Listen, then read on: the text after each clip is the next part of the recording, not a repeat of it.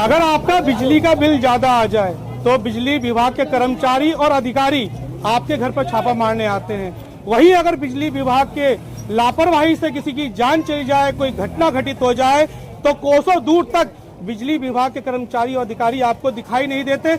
ऐसी ये घटना जनपद गाजियाबाद के खोड़ा में हुई है।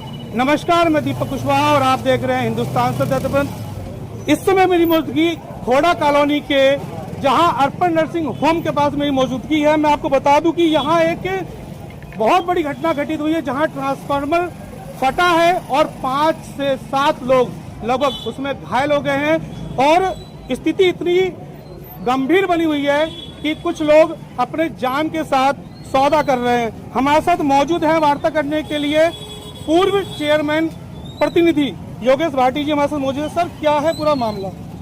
मामला ये है, कल दिन में तो ट्रांसफार्मर जो कन्वर्ट करता है तो बिजली को, कविता हॉल के अंदर का ट्रांसफार्मर है, उसको बिजली सप्लाई करता था। उसमें कल आग लगी। उस आग लगने के कारण आसपास के जो लोग वहाँ खड़े थे, तो दुकानों में वहाँ जो तेल जो गिरा उसका ट्रांसफार्मर, उससे आग लगी है।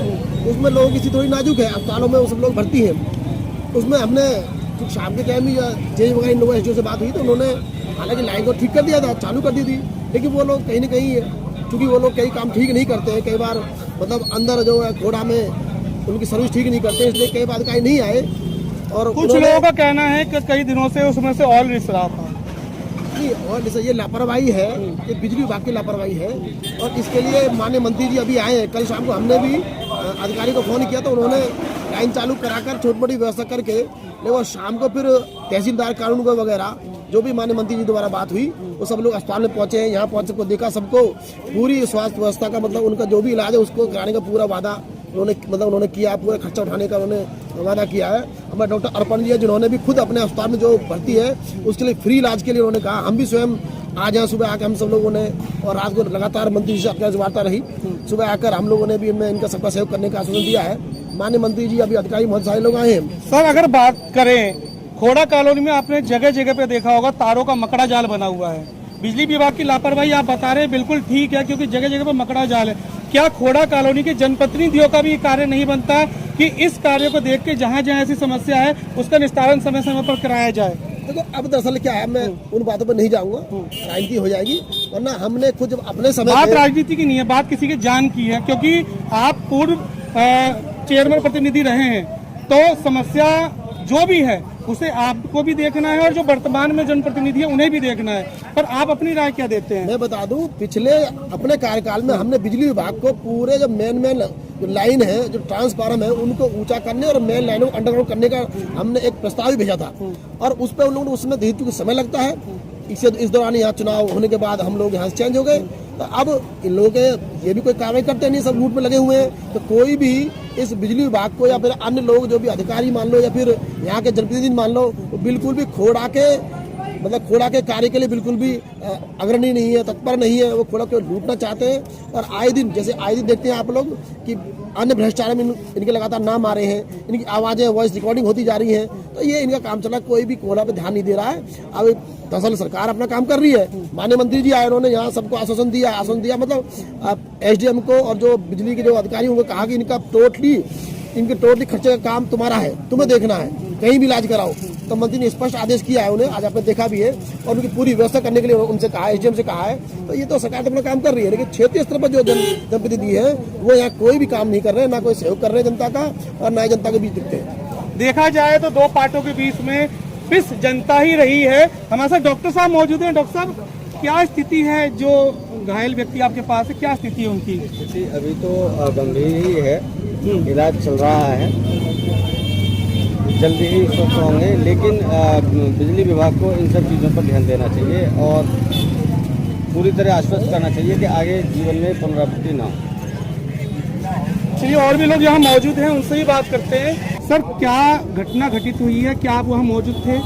मैं वहाँ पे उपस्थित नहीं था, लेकिन उसके घटना के कुछ देर बाद मैं वहाँ पर उपस्थित हुआ। मैंने देखा ट्रांसफार्मर फटा, काफ़ी सारे लोगों को, बस ये आप लगा लीजिए कि गनीमत रही कि ये घटना केवल दिन में हुई। अगर यही घटना शाम के समय होती, बाजार के समय हुई, तो कम से कम 100 लोग इसमें क्षतिग्रस्त होते। इसमें लापरवाही सदैव से बिजली विभाग की रही है। सर्विस टाइम पे नहीं होना और इन सारी चीज़ों की व्यवस्था ना होना, ये बिजली विभाग की गलती है। यहाँ पे केवल प्रेशर बिल के लिए है।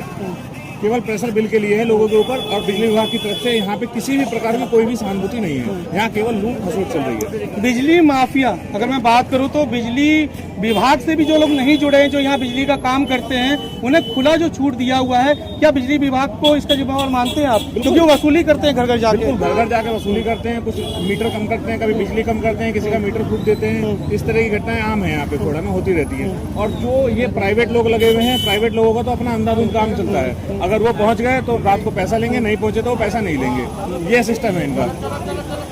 यहाँ तक कि जागरण होता है तो जागरण की भी अलग से पर्ची कटती है और सब लोग देते भी हैं। इस समय आप लगा लीजिए कि 97% बिजली खोड़ा उसका पे कर रहा है, टाइम टू टाइम पे कर रहा है। जब पहले भी ऐसा था, आज भी वही सिस्टम पड़े हैं, पहले भी वही सिस्टम है। मीटर बढ़ गई, संख्या बढ़ गई, लेकिन ट्रांसफार्मर की संख्या नहीं बढ़ी। समय समय पर जांच नहीं होती इन चीजों की। अगर समय समय पर जांच हो तो शायद ऐसी घटनाएं ना हो।